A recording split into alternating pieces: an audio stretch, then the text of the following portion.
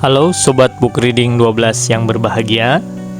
Jumpa lagi, kita akan melanjutkan pembacaan buku kita. Kali ini kita akan membacakan sebuah buku yang berjudul Dan Muhammad Adalah Utusan Allah, karya Anne-Marie Shimo. Pada episode kali ini kita akan membacakan sebuah bagian yang berjudul Biografi dan Hagiografi. Bismillahirrahmanirrahim. Kehidupan Muhammad sallallahu alaihi wasallam kita kenal dari sumber-sumber yang berbeda. Al-Quran berisi petunjuk-petunjuk tak langsung ke kejadian-kejadian dalam kehidupannya dan kehidupan masyarakat muslim yang masih muda itu. Lebih jauh lagi, perkataan-perkataannya dan riwayat-riwayat mengenai tindakan-tindakannya dilestarikan dengan cermat dan dikumpulkan sehingga membentuk dalam jangka waktu berabad-abad suatu ikhtisar besar yang menunjukkan bagaimana masyarakat melihat dia. Suatu sumber awal lainnya adalah syair-syair dari Hasan ibn Thabit yang bergabung dengan Nabi di Madinah dan melakukan kejadian-kejadian penting dalam kehidupan masyarakat muslim dengan memuja-muji Muhammad sallallahu alaihi wasallam dan mencela musuh-musuhnya. Juga yang sangat awal adalah berbagai penggambaran tentang perang-perang dan serangan-serangan maghazi yang pernah dilakukan Nabi dan tentang penyebaran Islam di Jazirah Arabia. Semua ini merupakan bahan mentah bagi sirahnya, biografinya. Sirah yang disusun oleh Ibn Ishaq, wafat sekitar 768,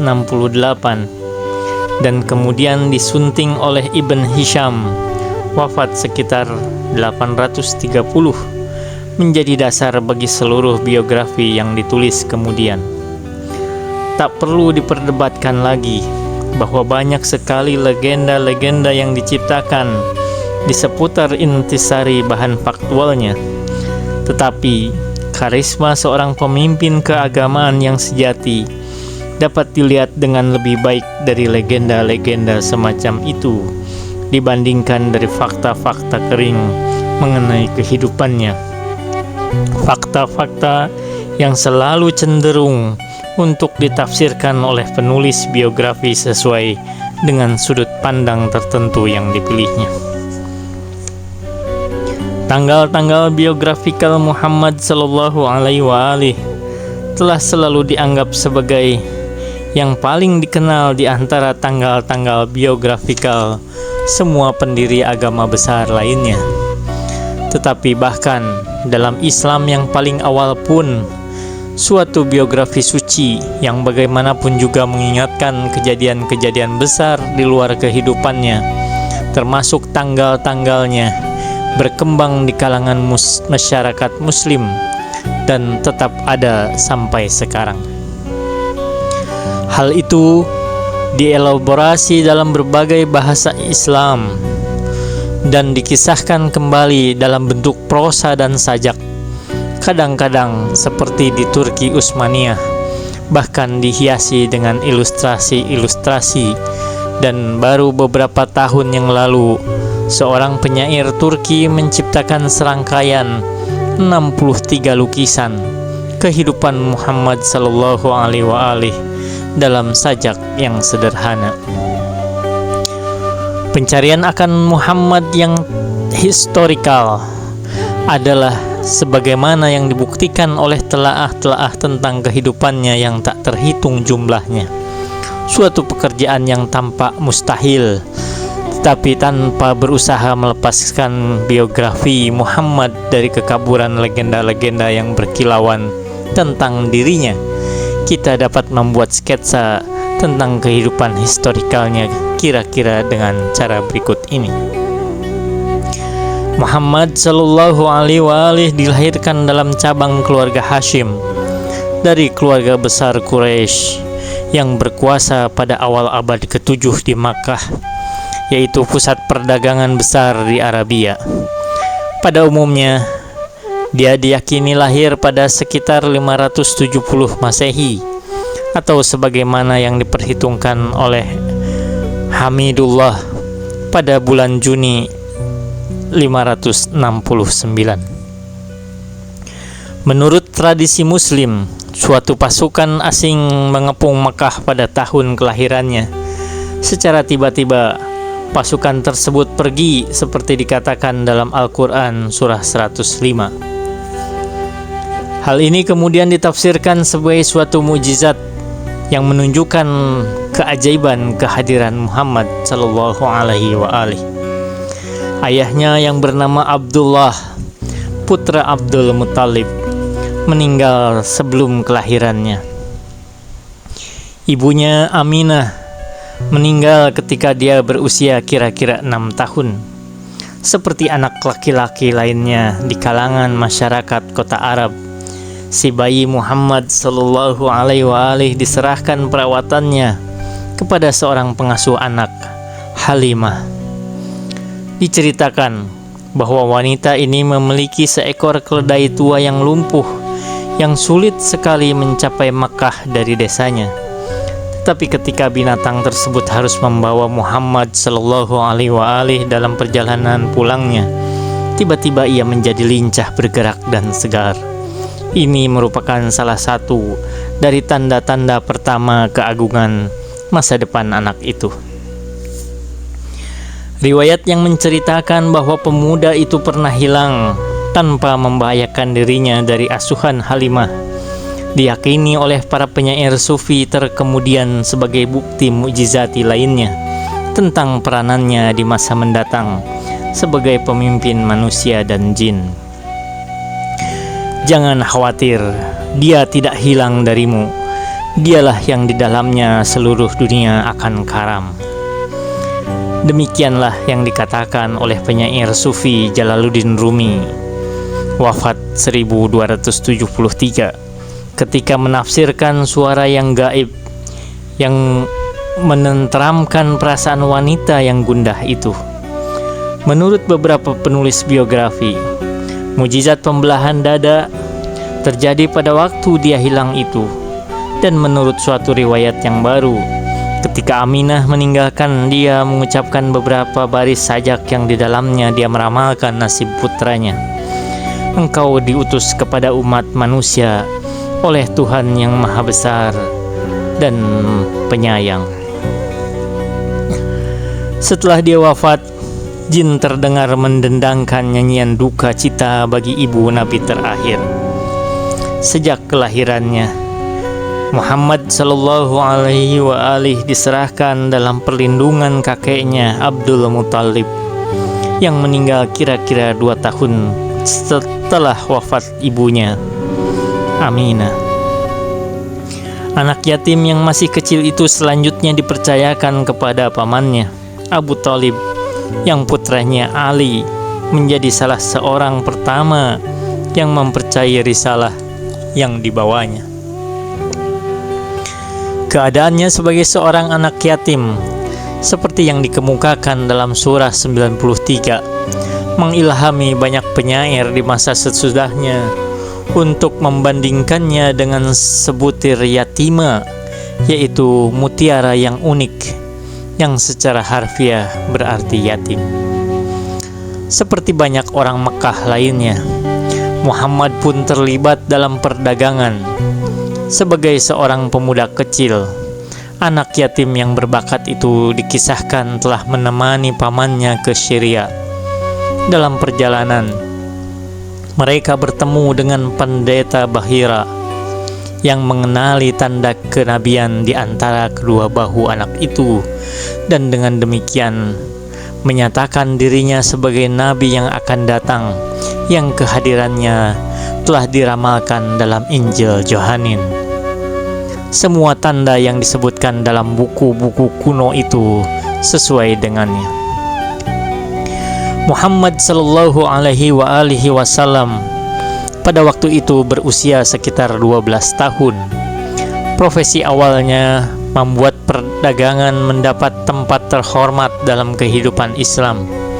Bahkan kini, sebuah nyanyian anak-anak Sin awal abad ini menganjurkan para pemuda agar mempelajari perdagangan, sebab Nabi sendiri menyibukkan diri dengan pekerjaan itu dan telah menjadikannya penting dengan seluruh kekuatannya. Ketika Muhammad Shallallahu Alaihi Wasallam telah mencapai umur kira-kira 25 tahun, wanita yang menjadi pemodalnya dan yang terkesan oleh kejujuran dan ketulusannya, dia dipanggil Al-Amin, orang yang terpercaya, kemudian menikahinya. Namanya Khadijah. Dan meskipun dia jauh lebih tua, perkawinan mereka ternyata bahagia. Pasangan itu memiliki 4 anak perempuan dan 1 atau 2 anak laki-laki yang meninggal ketika masih bayi.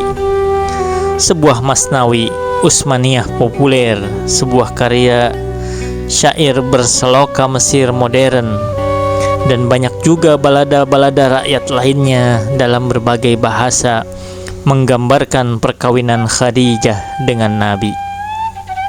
Dan wanita itu sangat dipuji-puji baik oleh kalangan Sunni maupun Syiah sebagai seorang wanita yang mulia.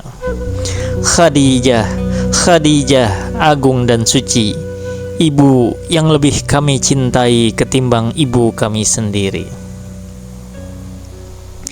Dia adalah pendukung terbesar Muhammad Sallallahu Alaihi Wasallam ketika kehidupannya tiba-tiba berubah pada usia kira-kira 40 tahun. Sering termenung dan mencari-cari sesuatu yang lebih tinggi dan lebih suci dibandingkan bentuk-bentuk keagamaan tradisional. Muhammad Sallallahu Alaihi Wasallam kadang-kadang pergi ke Gua Hira di daerah perbukitan dekat Mekah, dan disitulah wahyu ilahi pertama diturunkan kepadanya. Sebuah wahyu yang di dalamnya dia diperintahkan untuk membaca surah 96.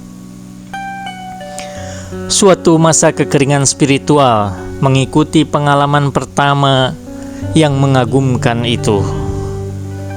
Dan para penyair di masa-masa selanjutnya secara dramatikal menggambarkan bagaimana Muhammad ingin menerjunkan dirinya sendiri dari Gua Hira, sampai ilham datang lagi dan dia menyadari dengan penuh kebingungan bahwa Tuhan sendiri yang telah mengungkapkan dirinya kepadanya.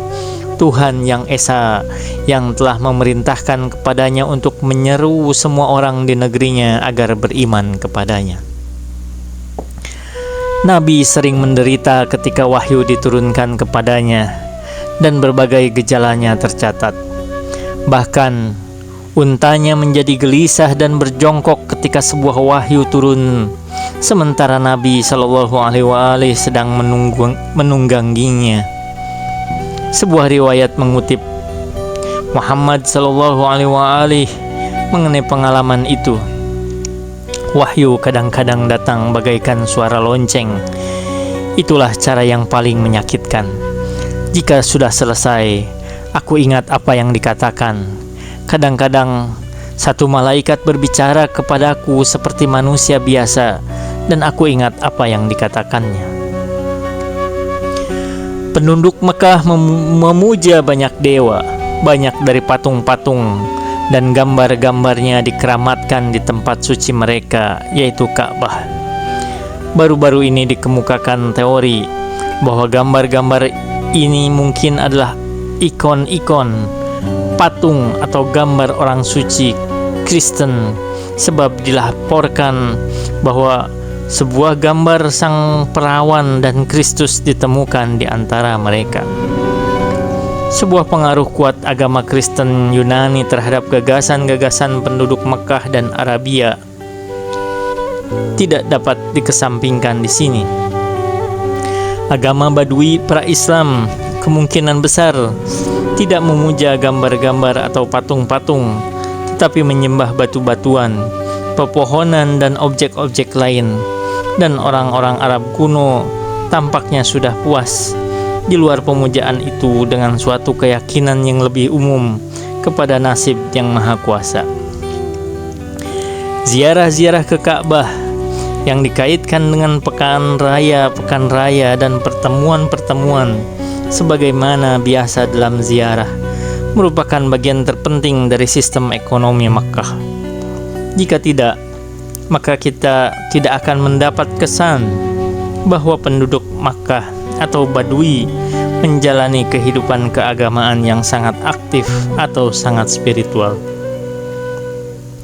Nada fatalisme yang tampak jelas dalam syair-syair Arabia pra-Islam tidaklah mengherankan dalam suatu masyarakat yang di dalamnya kekerasan kehidupan gurun mengilhami para penyair terbaik.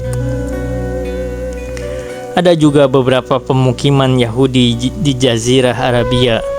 Tidak semua dari mereka menganut tradisi Yahudi kolot, dan kecenderungan bid'ah banyak terlihat.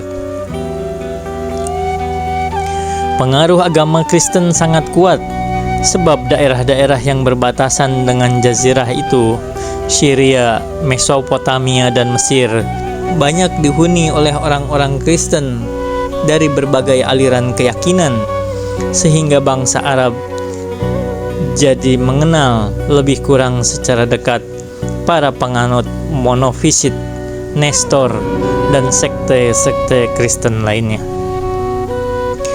Tampaknya beberapa pencari spiritual di kalangan bangsa-bangsa Arab sedang mencari suatu keyakinan yang lebih murni dan lebih memuaskan dibanding yang biasanya dipraktekkan. Al-Quran menamakan mereka Hunafa, bentuk tunggal Hanif, dan Muhammad mengenal mereka melalui keluarga Khadijah, Waraqah ibn Naufal. Dalam Al-Quran, para Hunafa tampil sebagai wakil-wakil agama suci Ibrahim sebelum agama ini bercabang menjadi agama-agama yang berlainan seperti agama Yahudi dan agama Kristen, dan mungkin juga termasuk para anggota kelompok-kelompok Yahudi Kristen kuno.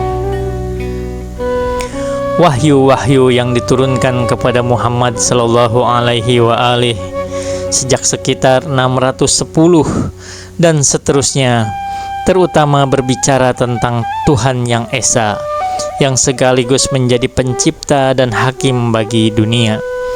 Dia akan menyeru umat manusia sebelum diadilinya supaya mematuhi perintah-perintah untuk mencintai tetangga-tetangga mereka, berlaku adil, dan bertindak jujur. Dalam surat-surat awal yang pendek-pendek, selanjutnya bab-bab Al-Quran diberi nama surah-surah. Ancaman-ancaman hari perhitungan dikemukakan secara ringkas dan kuat, berupa kalimat bersajak yang susul menyusul bagaikan sambaran petir dan halilintar yang menggelegar. Para penduduk Mekah tidak menganggap pesan ini sangat meyakinkan, terutama gagasan tentang kebangkitan kembali orang-orang yang sudah mati tidak masuk akal bagi mereka. Tetapi wahyu-wahyu yang diterima oleh Muhammad sallallahu alaihi wa alihi berkali-kali untuk menangkal keraguan-raguan semacam itu, menyatakan bahwa bahkan bumi yang tampaknya mati di musim dingin dapat menumbuhkan padang hijau yang segar di musim semi, dan bahwa mukjizat kehamilan dan kelahiran tidak kurang merupakan bukti kebangkitan kembali nyawa manusia. Tetapi para pemuka kota Mekah tidak mudah direbut kepercayaannya bahkan oleh semua bukti ini, dan ketegangan antara mereka dengan kelompok kecil pengikut Muhammad sallallahu alaihi wa alihi semakin meningkat dari tahun ke tahun. Satu kelompok dari para pengikut Muhammad ini karena hijrah ke Habasyah, Ethiopia, sebab keyakinan Kristen yang dipraktekkan di sana nampaknya paling dekat dengan ideal-ideal yang diajarkan oleh Nabi. Mereka kembali kemudian secara berangsur-angsur. Wa ma taufiqi illa billah. Alaihi tawakkaltu wa ilaihi unib. Wassalamualaikum warahmatullahi wabarakatuh.